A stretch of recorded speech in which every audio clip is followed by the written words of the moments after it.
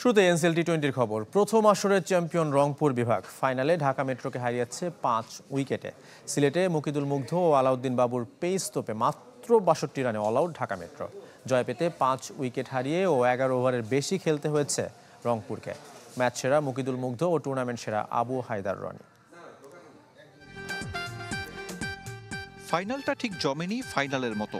তাতে কি, এনসিএল টি-20 প্রথম চ্যাম্পিয়ন রংপুর, শিরোপা হাতে স্বতঃস্ফূর্ত উদযাপন। বোলারদের ম্যাচ, মুকিদুল মুগ্ধ আলাউদ্দিন বাবুরা কুড়িয়ে দেন ঢাকা মেট্রোর স্বপ্ন। বিপদে পড়লেও পথ হারায়নি রংপুর। ফাইনাল জয়ের 16 আনা আনন্দে ভেসেছে আকবর আলীর দল। সিলেটে ওদের উচ্ছ্বাসের কোনো কমতি নেই। তবে আক্ষেপ বোধ হয় ম্যাচ দেখতে আসা শখানেক ক্রিকেট প্রেমীর। গ্যালারিতে না বসতেই তাসের ঘরের মতো ভেঙেছে ঢাকা মেট্রোর ব্যাটিং অর্ডার। মুকিদুলের সাথে আলাউদ্দিন বাবুর বোলিং তোপে 16 রানে 5 ব্যাটারকে হারায় ঢাকা। এ দু বোলার মেট্রোর 10 উইকেটের 6টি ভাগ করে নিয়েছেন। 19 উইকেট নিয়ে সর্বোচ্চ উইকেট শিকারী আলাউদ্দিন জানান দিয়েছেন এখনো ফুরিয়ে যাননি। ঢাকা মেট্রোর সবচেয়ে বড় ধাক্কা ইনফর্ম নাঈম শেখের ব্যর্থতা। টুর্নামেন্টের টপ স্কোরার শিরোপা নির্ধারণীতে ফেরেন 0 রানে। ডাবল ডিজিটে মাত্র 2 ব্যাটার। শামসুর রহমানের সর্বোচ্চ 14 রান। এদিন 13 রান করা আবু হায়দার রনি অলরাউন্ড পারফরমেন্সে টুর্নামেন্ট সেরা ক্রিকেটার। 62 রানে অল আউট ঢাকা আসরের সর্বনিম্ন স্কোর শুধু নয়, বাংলাদেশের কোনো স্বীকৃত টি-20তেও লোয়েস্ট। এ রান তাড়ায়ও বিপদে পড়েছিল রংপুর। 18 রানে হারিয়ে বসেছিল 4 উইকেট। আরিফুল হক ও আনামুল হকের ব্যাটে রক্ষা। 2 ব্যাটার করেছেন 14 রান, তবে খেলতে হয়েছে 11 ওভারের বেশি। সিলেটের 2 মাঠে 32 ম্যাচ, শুরুতে রান উৎসব, শেষটায় হতাশা। টানা ম্যাচ খেলায় উইকেটের এমন আচরণ প্রশ্ন রেখেছে টুর্নামেন্টের সাফল্য আর উদ্দেশ্য নিয়ে।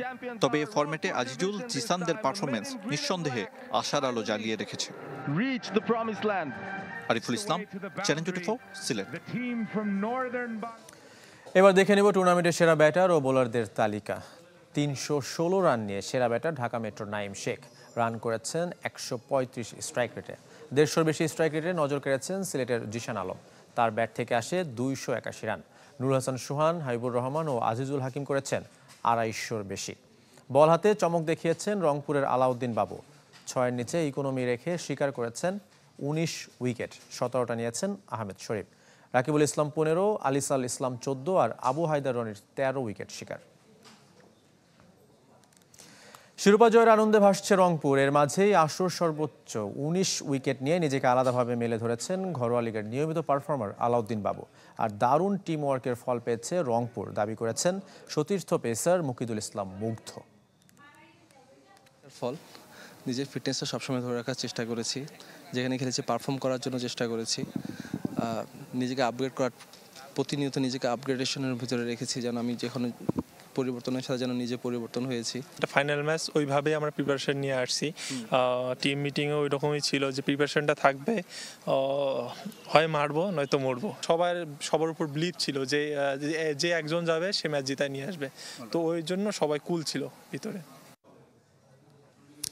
ব্যাটে বলে আলো ছড়িয়েছেন টুর্নামেন্ট সেরা আবু হায়দার রনি। 13 উইকেট শিকারের সাথে তার ব্যাট থেকে এসেছে 123 রান। যে পারফরমেন্স বিপিএলও ধরে রাখতে চান ঢাকা মেট্রোর এই ক্রিকেটার। তার চোখে তরুণ জিশান আলম, আজিজুল হাকিমরা ভবিষ্যৎ তারকা। Man of the match, 13 wicket, ব্যাটাতে 123 রান। আবার স্ট্রাইক রেটও কখনো কখনো 150-র বেশি। আবু হায়দার রনি এনসিএল টি-20 টুর্নামেন্ট সেরা। এই মুহূর্তে এসে কেমন অনুভূতি? আলহামদুলিল্লাহ, খুবই ভালো লাগছে। বলে ব্যাটে দুইটাতেই অবদান রাখতে পারছি টিমের জন্য। আনফর্চুনেটলি আমরা চ্যাম্পিয়ন হতে পারিনি, বাট ওভারঅল আমরা অ্যাজ এ টিম খুবই ভালো খেলেছি। এবং আমার কাছে মনে হয় যে আমি টিমকে আমার যে রোল ছিল ওই রোলটা আমি ফুলফিল করতে পেরেছি, তো এটার জন্য খুবই ভালো লাগছে। আপনি প্রিমিয়ার লিগেও ভালো ব্যাট করেছেন। এই যে বোলার হয়ে, একজন পেসার হয়ে ব্যাটিংয়ের উন্নতি ইনফ্যাক্ট এই টুর্নামেন্টও দেখা গেল, এটার কারণ কি? আমি কখনোই নিজেকে বলার হিসেবে চিন্তা করি না। আমি সবসময় নিজেকে পেস বোলিং অলরাউন্ডার হিসেবে চিন্তা করি। আমার টিমও এটা বিলিভ করে, আমার টিমও আমাকে এখন অলরাউন্ডার হিসেবে চিন্তা করে। সো আমি সবসময় চেষ্টা করি যেন বোলিংয়ের পাশাপাশি আমার ব্যাটিংটা দিয়ে যদি আমি টিমকে হেল্প করতে পারি, তাহলে আলটিমেটলি আমার টিমের জন্য লাভ, পার্সোনালি আমার জন্য লাভ। ইয়ং কোনো ক্রিকেটার চোখে পড়েছে, মানে টুর্নামেন্ট সেরার চোখে ইয়ং ক্রিকেটার কারা যাদের পারফরমেন্স আপনার ভালো লেগেছে? আমি যদি পার্সোনালি বলি তাহলে আমার তামিমের ব্যাটিং খুব ভালো লেগেছে। লেগেছে আজিজুল হাকিম। জিসান তো অনেক আগে থেকেই লাইমলাইটে আছে, জিসানের ব্যাটিং ভালো লেগেছে। তারপরে সিলেটের তুফাইলের খেলা ভালো লেগেছে, অলরাউন্ডার। তারপরে আমাদের বাবু ভাই মাশাআল্লাহ খুব ভালো করেছে। বিপিএল খেলবেন এরপর, এখানকার পারফরমেন্সটা নিশ্চয়ই ধরে রাখতে চাইবেন এবং বিপিএল আপনি অনেক পরীক্ষিত ক্রিকেটার, ম্যাচের মোমেন্টাম চেঞ্জ করে দেন। সো ওখানে আলটিমেটলি টার্গেটটা কি আপনার?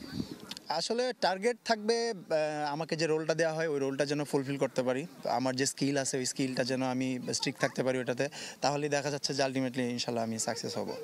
Thank you so much. Abu Haider Roni তিনি কথা বলছিলেন এবং জানাচ্ছিলেন যে শুধুমাত্র বল হাতে নয়, ব্যাট হাতেও পারফর্ম করতে চান এবং এই ধারাবাহিকতা ধরে রাখতে চান বিপিএলে।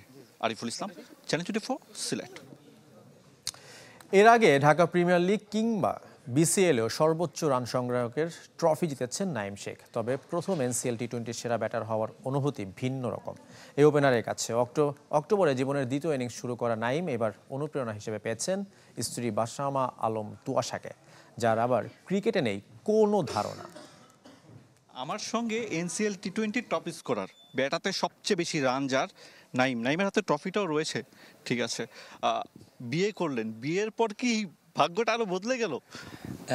আলহামদুলিল্লাহ, এটা আমার ফার্স্ট, মানে বিয়ের পরে হচ্ছে ভালো একটা টুর্নামেন্ট গেল। তো ইনশাল্লাহ সামনে বিপিএল আছে, ইনশাল্লাহ চেষ্টা থাকবে সেম কন্ট্রিবিউশন যেন টিমকে করতে পারি।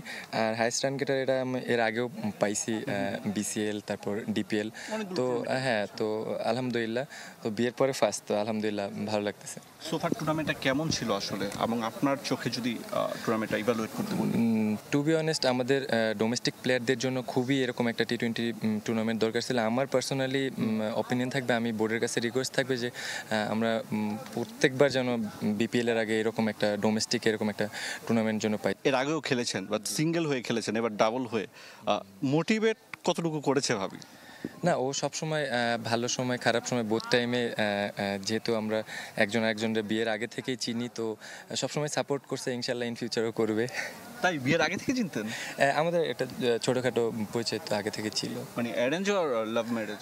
বোথ বলতে পারেন। ক্রিকেট কি কতটুকু দেখা হয় আসলে? নাইমের কারণে দেখা হয় নাকি আগে থেকেও দেখতেন? না, আমি ক্রিকেট খেলা কখনো দেখি না, মানে আমি 4-6 যে কিভাবে হয় এটাও আমি জানতাম না। আমার এই যে এনসিএল টি20 থেকে আমি খেলাটা দেখতেছি, মানে ওর খেলা টিভিতে দেখি। এমনি কি ভাইয়া বুঝাচ্ছেন আসলে কিভাবে 4-6 এগুলো? না, ও কখনো আমার খেলা সম্পর্কে কোনো কিছু আমাকে অতটা বলে না। আমি খেলা দেখেই নিজে থেকে এখন একটু বুঝছি। লাইফ কেমন যাচ্ছে সোফার? আলহামদুলিল্লাহ। নাইমের আমরা কথা বলছিলাম যে নাইমের একটা খারাপ দিক, ঠিক আছে, জাস্ট মজার ছলে, কি ভালো লাগে কি ভালো লাগে না? বলো খারাপ কি হয়েছে, ভালো কি হয়েছে?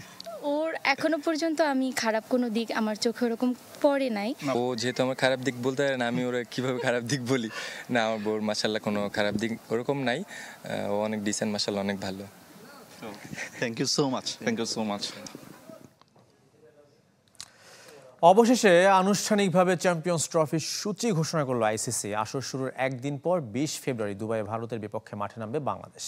23 ফেব্রুয়ারি ভারত পাকিস্তান মহরণ। হাইব্রিড মডেলের টুর্নামেন্টে দুবাইয়ে হবে টিম ইন্ডিয়ার সব ম্যাচ। 9 ফেব্রুয়ারি লাহোরের গাদ্দাফি স্টেডিয়ামে ফাইনাল। তবে ভারত উঠলে তা হবে দুবাইয়ে।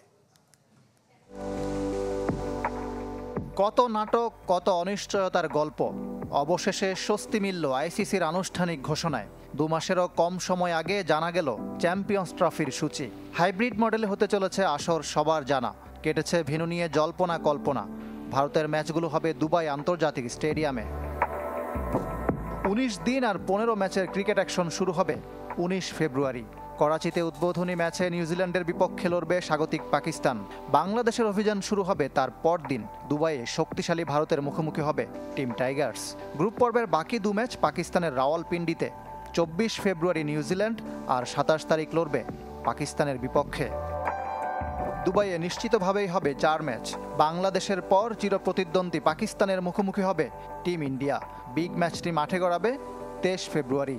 গ্রুপ পর্বে ভারতের শেষ ম্যাচ নিউজিল্যান্ডের বিপক্ষে 2 মার্চ। ভারত সেমিফাইনাল খেলবে ধরে নিয়ে 4 মার্চ প্রথম সেমিও হবে দুবাইয়ে। না উঠলেও ভেন্যুর পরিবর্তন হবে না। টিম ইন্ডিয়া ফাইনালে উঠলে সেটিও হবে এই নিরপেক্ষ ভেন্যুতে। সেরা 4-এ উঠলে ভারত প্রথম আর পাকিস্তান দ্বিতীয় সেমি খেলবে। দ্বিতীয়টা হবে লাহোরের গাদ্দাফি স্টেডিয়ামে। 9 মার্চ শিরোপা নির্ধারণী হবে সেখানে, যদি না ভারত ফাইনালে উঠে। সেমিফাইনাল ও ফাইনালে থাকবে রিজার্ভ ডে। 2017 সালের পর ফিরছে চ্যাম্পিয়ন্স ট্রফি। বর্তমান চ্যাম্পিয়ন পাকিস্তান 1996 সালের পর কোনো বৈশ্বিক টুর্নামেন্ট আয়োজন করছে। মাঠে বসে খেলা দেখতে হলে আইসিসি ওয়েবসাইটে গিয়ে রেজিস্ট্রেশন করতে হবে ক্রিকেট প্রেমীদের। ইকরাম হোসাইন, চ্যানেল 24। ফুটবলের খবর, ফেডারেশন কাপ প্রথম জয় দেখা পেল লিগে উঠতে থাকা মোহামেডান। চট্টগ্রাম আবাহনীকে 6-0 গোলে বিধ্বস্ত করেছে সাদা কালোরা। আর নাবিব নেওয়াজ জীবনের হ্যাটট্রিকে একই ব্যবধানে ফকিরপুল ইয়াংম্যানসকে উড়িয়ে দিয়ে দ্বিতীয় জয় তুলে নিয়েছে Rahmatganj Muslim friends society. Bashundhara kings অ্যারেনায় চট্টগ্রাম আবাহনীর বিপক্ষে মোহামেডানের হয়ে 6 জন গোলে দেখা পেয়েছেন, যা শুরুটা ইমানুয়েল সান্ডের। 4 মিনিটের মধ্যে ব্যবধান দ্বিগুণ করেন অধিনায়ক সুলেমান দিয়াবাতে। দ্বিতীয়ার্ধে আরিফ, জিসান, সৌরভ দেওয়ান ও জুয়েল মিয়া স্পর্শিটা নাম তোলেন। রহমতগঞ্জের কাছে প্রথম ম্যাচে অঘটনের শিকার হয়েছিল মোহামেডান। টানা 2 ম্যাচ হেরে আসর থেকে ছিটকে যাওয়ার শঙ্কায় চট্টগ্রাম আবাহনী। বিজয় দিবস কাবাডির খবর, পুরুষ বিভাগে নৌবাহিনী ও নারী বিভাগে শিরোপা জিতেছে পুলিশ। জাতীয় হ্যান্ডবল স্টেডিয়ামে নারী বিভাগের ফাইনালে অপরাজিত চ্যাম্পিয়ন হয়েছে বাংলাদেশ পুলিশ। শিরোপার লড়াইয়ে পুলিশ 26-16 পয়েন্টে হারিয়েছে বাংলাদেশ আনসার ও বিডিবিকে। ম্যাচ সেরা পুলিশের ইসরাত জাহান, টুর্নামেন্ট সেরা পুলিশের শ্রাবণী মল্লিক। এদিকে পুরুষ বিভাগের রোমাঞ্চকর ফাইনালে মাত্র 2 পয়েন্টের ব্যবধানে বিমান বাহিনীকে হারিয়ে চ্যাম্পিয়ন নৌবাহিনী। 38-36 পয়েন্টে শেষ হয় ম্যাচ। ফাইনাল সেরা নৌবাহিনীর তুহিন তরফদার, টুর্নামেন্ট সেরা বিমান বাহিনীর দীপায়ন। ফাইনাল শেষে খেলোয়াড়দের পুরস্কার তুলে দেন ফেডারেশন সভাপতি inspector general of police Baharul Alam. Bijoy Dibosh হকির খবর, অঘটনের শিকার বিমান বাহিনী। খেলোয়াড় কল্যাণ ঐক্য পরিষদের কাছে 4-3 গোলে হেরে গেছে সার্ভিসেস দলটি। মাওলানা ভাসানী স্টেডিয়ামে জাতীয় দলের 7 খেলোয়াড় নিয়ে নেমেছিল বিমান বাহিনী। পুষ্কর খিসা মিমো, হাসান জুবাইর নিলয়, প্রিন্স লাল সামন্তদের মতো তারকারা খেলেছেন হকি কল্যাণ ঐক্য পরিষদের ব্যানারে। অবশ্য রকিবুল হাসানের গোলে শুরুতে এগিয়ে যায় বিমান বাহিনী। এরপর আমিরুল, নিলয় আর আলিমের গোলে 3-1 ব্যবধানে লিড নেয় ঐক্য পরিষদ। শেষ দিকে ম্যাচে ফিরতে মরিয়া বিমান বাহিনীর হয়ে 1 গোল শোধ দেন আরশাদ হোসেন। বর্ডার গাভাস্কার ট্রফির শেষ 2 ম্যাচে আম্পায়ারিং করবেন বাংলাদেশি শরফুদ্দোল্লা ইবনে শহীদ সৈকত। বক্সিং ডে টেস্টে মেলবোর্নে পালন করবেন টিভি আম্পায়ারের দায়িত্ব। অস্ট্রেলিয়া ভারতের 5 ম্যাচ সিরিজের শেষ টেস্ট সিডনিতে ওয়ানফিল্ড আম্পায়ার হিসেবে থাকবেন বাংলাদেশের সাবেক এই ক্রিকেটার। আইসিসি এলিট প্যানেলের সদস্য হওয়ার পর অস্ট্রেলিয়াতে আগেও টেস্ট ম্যাচে আম্পায়ারিং করেছেন তিনি। সবশেষ দক্ষিণ আফ্রিকা শ্রীলঙ্কার ডারবান টেস্টে বেশ কিছু সিদ্ধান্তের জন্য প্রশংসিত হয়েছেন সৈকত।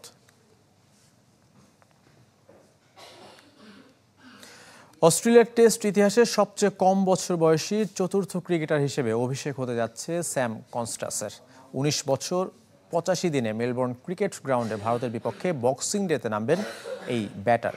ফার্স্ট ক্লাস ক্রিকেটে মাত্র 11 ম্যাচ খেলে 718 রান করেই ব্যাগি গ্রিন জার্সি গায়ে জড়ানোর সুসংবাদ পেয়েছেন কনস্টাস। নাথান ম্যাকসুইনির বদলি হিসেবে দলে জায়গা পেয়েছেন এই ক্রিকেটার। এছাড়া ইনজুরি আক্রান্ত জশ হ্যাজলউডের পরিবর্তে স্কট বোল্যান্ড খেলতে পারেন একাদশে। তবে কোচ অ্যান্ড্রু ম্যাকডোনাল্ডের চিন্তার নাম ট্রাভিস হেডের মাংসপেশির ইনজুরি। ম্যাচের আগে ফিটনেস পরীক্ষা দিতে হবে এই ব্যাটারকে। তবে হেডের খেলার ব্যাপারে আশাবাদী কোচ।